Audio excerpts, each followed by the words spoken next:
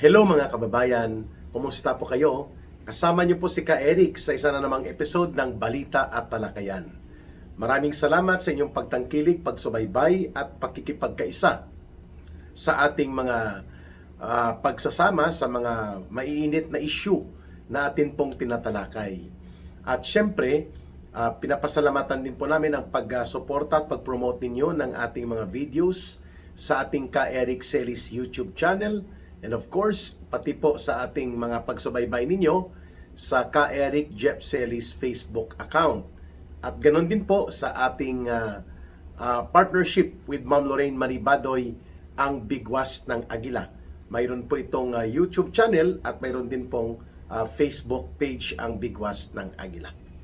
Mga kababayan, hindi po matapos-tapos ang samot-saring reaksyon ng iba't ibang mga political na mga puwersa, lamang sila po ay magkaroon ng adjustment sa naging pahayag ni Vice President Sara Duterte, kung saan ay talagang ginuhit na niya ang linya na siya ay handa na po na maging presidente ng Pilipinas. At yan ay nagpainit ng mundo ng politika ng mas maaga sa inaasahan po natin, no? Isa po dyan, itong pagmamaniobra ngayon at nagmamadali si Marcos na makahanap po ng pangtabon dito sa napakainit na pagtanggap ng mga mamamayan sa naging pahayag ni Vice President Sara Duterte na siya po ay handa ng maging Pangulo ng Bansa. Kaya sa araw na ito, nagkaroon ng gimmick si Marcos, no? Gimmick na napakabarat, pero alam natin na walang ibang layunin iyon, kundi baka palang sakali na makaya niyang hatakin ang atensyon ng tao sa pamamagitan ng pagsuot ng pink na medyas. You heard it right, mga kababayan. Narinig niyo po si Ka Eric. Pink na medyas, para lamang ipakita na nakikipagkaisa si Marcos Jr. kay Mama Leni Robredo sa Bicol, ano?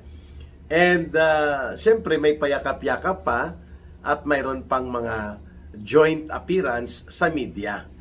Pero itong pink na medyas ni Bongbong Marcos, alam naman po natin na hindi kulay pink ang paborito ni Bongbong Marcos Jr. Ang paborito po niya ay kulay puti, white powdery substance. White polvoron. So, itong gimmick sa pagsuot niya ng pink na medyas ni Bongbong Marcos Jr. ay isa po sa mga desperado na hakbang upang kunwari ay nabubuo ang pakikipagkaisa nila ni Leni Robredo. Because alam po natin na nang inanunsyo na at inihayag ng lantaran ni Vice President Sara Duterte ang kanyang layunin na maging handa sa pagiging Pangulo ng Pilipinas, maaga man o sa panahon pa ng eleksyon sa 2028, wala pong pangtapat na formidable and credible opponent si Marcos para po masiguro niya na hindi mananalo at at the same time mapipigilan ang pagsulong ng kandidatura ng isang Sara Duterte na magiging Pangulo ng Pilipinas. Ngayon, sa pagmamadali at pagkukumahog ni Marcos, ay napilitan po siyang lunukin ang kanyang isinuka. Mortal na magkalaban po sa politika si Marcos at si Leni Robredo. In fact, ginastusan po ni Marcos yan ng hundreds of millions of pesos para lamang maparecount ang sinasabi niyang nandaya si Leni Robredo noong 2016 elections. At pero ultimately, ay na-affirm po ang pagkapanalo ni Leni Robredo kay Marcos Jr. Ganon din po, no, ang masamang tinapay na pagtingin ni Leni Robredo kay Marcos Jr. nang tinatawag niya si Marcos na magnanakaw, anak ng diktador, sinungaling, hindi maaasahan, tamad, bugok. Kulang na lang pati bugok itawag niya kay Marcos Jr. Pero ngayon mas mabango pa si Marcos, no? Sa pinakamabangong perfume kung magdiskarte ng kanyang pagbaliktad din itong si Leni Robredo. Magkasabwat po ang kanilang style ng mga trapo. Kaya po itong pink na medyas wag nating kalimutan po, gimmick ito na ipapakita ni Marcos Jr. na ang mga naging kalaban niya sa politika at naging mas malalim ang kanilang banggaan at hidwaan ay unti-unti niyang nililigawan. Upang nang sa ganun po, ipakita niya kay Sara Duterte na kunwari mayroon silang malawak na alyansa ng iba't ibang mga puwersang politikal. Sapagkat ang kanilang nakikita dito na ang buong puwersa ng yellow at pink ay kanyang susuyuin at magkaroon ng malawak na alyansa kasi wala naman talaga pangtapat at wala pong mas malakas na masasandigan si Marcos na magiging kandidato niya dahil hindi nga siya nakakasiguro kay Risa Hontiveros, bagamat nagmanifest na si Risa Hontiveros na siya ay very interested na tumakbo bilang Pangulo kung ibibigay daw sa kanya ang pagkakataon na yan, anong ibibigay. Inaambisyon mo talaga yan. Yan ang ibig sabihin po. So, among those na pwedeng pagpilian ni Marcos para pangtapat at pangtapal niya sa kanilang disadvantaged position sa politika, sa pagkakaroon ng isang Sara Duterte as a formidable and strong political opponent, ngayon, ito po si Marcos ay pilit niyang kinokonsolida itong yellow and pink na mga alliances, no? Kagaya po ng kanyang panliligaw kay Leni Robredo, di bali nang maging Baduy ang kanyang dating, not Lorraine Baduy, di bali na maging style bulok ang kanyang approach, di bali na maging papalitan mo na niya ang paborito niyang kulay na puti, dahil alam natin ang white powdery substance ay puti po yun, kulay. Di bali na mag-pink mo na siya para lamang ipakita na nagre-reach out siya sa mga naging kalaban niya sa politika, at yan ay upang ipakita din kay Sara Duterte at sa mga sumusuporta sa mga Duterte na malawak ang alyansa nila Marcos. Sila pa rin po yun Simula nang umupo si Marcos noong 2022, ay kanya na pong kinokonsolida at kanya na pong inihila papunta sa kanyang turel, sa kanyang kwadra, ito pong mga kalaban ng mga Duterte. Yun ang naging focus niya, no? Una, ang CPP, NPA, NDF, pinakalma nila, sinuhulan at ginawa nilang attack dogs. Ang CPP, NPA, NDF na mga urban operatives, lalo na po ang kanila mga party list organizations. Ganon din po ang mga hilaw na komunista na tumatawag kay Marcos noon na magnanakaw ka, anak ka ng diktador, tamad, balasubas ka, at hindi ka dapat maging pangulo, kawatan. Ngayon, pag upo ni Marcos, inuuna niya po ito, mga kagaya ni De Lima, ni Hontiveros, at ng mga grupo nila, sapagkat kailangan niya po ng magagamit, masusuhulan, upang maging mersenaryo. Pag sinabing mersenaryo, yung kaya niyang bayaran upang maging kasabwat sa mga maruruming laro ng politika. So before pa man po itong kunwari ang gimmick at budol style ni Marcos na magsuot ng pink na medyas, kasama na po niya ang yellow at pink na mga survivors ng bulok na politikang oportunista ng Liberal Party at ng mga grupo nila Leni Robredo. Hindi na po bago yun, Pati po ang sa CPP, NPA, NDF ay kasama niya rin po ni Marcos Jr. Kaya, malinaw na ito po ay follow-up operations lamang.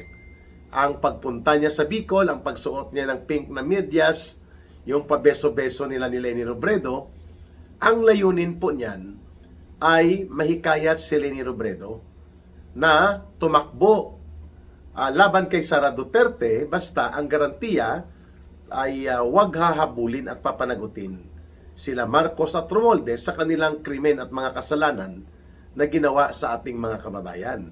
So that is part of the bargain, of course. Si Marcos po ay budulwero po ito.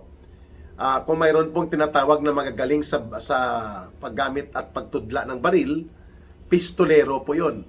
Kung mayroong magaling at expert sa pambubudol, budulero po. Yan si Marcos. Wala po siyang anumang pagmamahal o pagpapahalaga para kay Leni Robredo o sa mga dilaw at pink na mga zombies na kasama nila. Marcos is only for himself.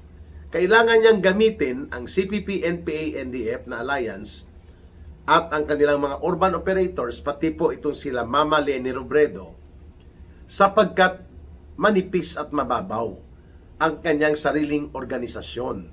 So kailangan niyang languyan at sakyan ito po ang mga dilaw at pink at pati na po ang mga tinatawag na evil society forces, or gusto nilang tawagin ang sarili nila as civil society, but they're actually evil society. So ito lahat tinitipon ni Marcos para magkaroon ng semblance of political coalition that would make a formidable challenge laban kay Sara Duterte. Kaya nilunok niya, kinain niya ang kanyang isinuka, sorry for pardon at excuse para doon sa mga na kumakain, ano? Ganyan po kabulok itong si Marcos Jr. na wala siyang pakialam kung kailangan niyang gamitin at mag-gimmick-gimmick sa mga tao na nilalapitan niya, kagaya ng paggamit niya ngayon kay Leni Robredo. Wala siyang pakialam. Ang importante ay mapipigilan niya o madiskaril at masabotahin niya ang political declaration and the eventual candidacy of Sara Duterte to become the next president. Kasi takot na takot po si Marcos, sila Romualdez at mga tauhan po ni Marcos na mananalo at magtatagumpay muli sa politika at magiging presidente ang isang Sara Duterte. Kasi alam niya, matindi po ang kalalagyan niya at talagang tatamaan siya ng paniningil at paghahatol at paghuhukom, lalo na sa mga ginawa nilang krimen sa pandarambong sa kaban ng bayan. So wala na pong excitement para sa taong bayan. Hindi na po sila excited dito sa gimmick ni Marcos na pink na medyas, no? Ano pa ang gagawin ni Marcos Jr. para lamang maipakita na kunwari siya ay nagsusumikap na mapalakas ang alyansa at koalisyon niya? Di bali nang dumating sa pagkakataon na ang tawag sa kanya ay corny, overacting na. Di bali na pong ganon, basta makuha lang niya ang mga grupo ng yellow at pink na mapapasiguro na hindi babangga sa kanya. Kahit pa na nagnanakaw at nandarambong sila ng kanyang pinsan, okay lang, basta wag lang hayaan na mananalo ang isang Sara Duterte. And that is the reason kung bakit pati ang pagsuot ng pink na medyas at ang beso-beso ng mga may masasamang budhi sa politika kagaya ni Marcos, ay dinamay pa niya si Leni Robredo. Second point, mga kababayan, bagamat pilit nilang dina-downplay, minamaliit po nila Marcos at Romualdez ang naging pahayag for the readiness of Vice President Sara Duterte to be the next president, bagamat ini-small nila yan na wala namang organisasyon na malakas, subalit kita naman ninyo kung papaano nagpapanik po ang gobyerno ni Marcos, lamang ay kanilang madiskaril at masabotahi po itong pagkakaroon ng maagang pagtanggap at pagyakap ng sambayanang Pilipino sa kandidatura o sa deklarasyon mismo ni Vice President Sara Duterte na siya ay handa ng maging Pangulo ng Republika ng Pilipinas. And because of that, lahat na lang yata ng pagkukumahog lamang mapagtakpan, mailihis at maagaw ang inisyatiba ng atensyon ng publiko sa ginawang early declaration of candidacy ni Vice President Sara Duterte to become the next president ng Republika ng Pilipinas. Malinaw naman, mga kababayan, na wala na anumang mga pangpolitikang pangkontra si Marcos Jr. dito po sa kandidatura ni Sara Duterte, kaya di bali nang magkainsuka siya at kanyang gagapangin ng pangbubudol style si Leni Robredo at ang yellow at pink na grupo, lamang masunod ang kanyang kapretsyo na magkakaroon siya ng chance na makipagbuno, makipaglaban sa politika ng isang Sara Duterte na ngayon ay niyayakap ng sambayanang Pilipino ang maagang deklarasyon nito bilang Pangulo ng Republika ng Pilipinas. Kaya hindi po madadala yan, Ginoong Marcos, sa pasuot-suot mo ng pink na medyas, sa pabeso-beso mo kay Mama Leni Robredo. Kung gusto mo pong umangat pa at may chance ka, at kung sino man ang iyong bibindisyonan, sapagkat ang tawag sa iyo ay kiss of death sa mga political career na mga gustong lumapit sa iyo, baguhin mo ang kalagayan ng sitwasyon ng bansa, mag-resign ka, at the same time harapin mo ang iyong pananagutan na itinuturo ka bilang mastermind sa tinatawag po na crime of the century, ang mahigit 1 trilyong pesos na pangungulimbat at pandurobo sa kaban ng bayan gamit po maraming mga ghost flood control projects para pagkapirahan. And you are being pinpointed no less than by your inner circle sa sindikato nyo, like si Saldico, and of course pati po itong si Undersecretary Adrian Bersamin, itinuturo po na sangkot ka bilang pinuno ng sindikato sa pangungulimbat ng kaban ng bayan. And kung haharapin po ninyo yan, mga kababayan, yan pa lang siguro ang pagkakataon na pagbibigyan ka ng mga mamamayan na baka may chance ka pa na magkaroon ka ng medyo magaan-gaan na reaksyon sa taong bayan, subalit hindi po pwede mapipigilan na ikaw ay dapat managot at humarap sa katarungan sa paglaganap ng sistematiko at pinakaorganisadong pagnanakaw na naganap sa kaban ng bayan sa ilalim ng iyong administrasyon. Kaya itigil mo na ang pagsuot ng pink medyas at ang pagkikipaglambotsingan mo kay Leni Robredo, sapagkat lumalabas na pareho kayong trapo. Bulok na politiko na di bali nang mag-gimmick lang at gumawa ng katawa-tawang mga hakbang kasi ang akala nyo bobo at tanga ang mga Pilipino. Si Larry Gadon lang ang naniniwala noon kasi siya ay bobo at tanga. Pero ang taong bayan, ang mamamayan, hindi po sila bobo at tanga. Mr. Marcos, alam po nila ang iyong kriminal na pananagutan, lalo na po ang pagkalugmok ng ating ekonomiya, ang paggapang sa kahirapan ng ating mamamayan, at ang patuloy na marumi na laro sa politika na ang may kagagawan lahat, ikaw. And that is the reason na wala effect ang pagsuot mo ng medyas na pink at ang iyong pagpunta kay Leni Robredo. Sapagkat matagal mo namang kasama ito. Ikaw nga nagpalabas kay Leila de Lima sa kulungan. Kayo ng asawa mo at nila Romualdez, sapagkat gagamitin niyo si Leila de Lima sa pag-atake sa mga Duterte. Kaya di bali nang siya ay naakusahan sa involvement sa drug trafficking at mga sindikato sa loob ng New Bilibid Prison, basta magamit mo lang si Leila de Lima. So, gagamitin mo rin sa budol style mo si Leni Robredo. Pareho naman yata kayo ng bubudol sa bawat isa. Di po ba kalat na kalat sa social media kung paano ka tinawag ni Leni Robredo na sa maraming interviews niya, kahit tapos ng eleksyon, tinatawag kanya na tamad, sinungaling, magnanakaw ang pamilya, at walang kapaki-pakinabang ang mamamayan kapag si Bongbong Marcos Jr. ang naupo bilang Pangulo. Ngayon magkasama at magkayakap na kayo. Wow, ang galing mga kababayan. So ang kwento ng alamat ng pag-pink medyas ni Ping Lacson, ni Bongbong Marcos Jr. ay hindi po makapagpapabago sa pananaw ng mamamayang Pilipino na hopeless case na. Ang bulok at unti-unting nalulubog sa kumunoy ng pagtataksil niya at pangungulimbat sa mamamayan, pabagsak at pawala na po itong Marcos Jr. na gobyerno.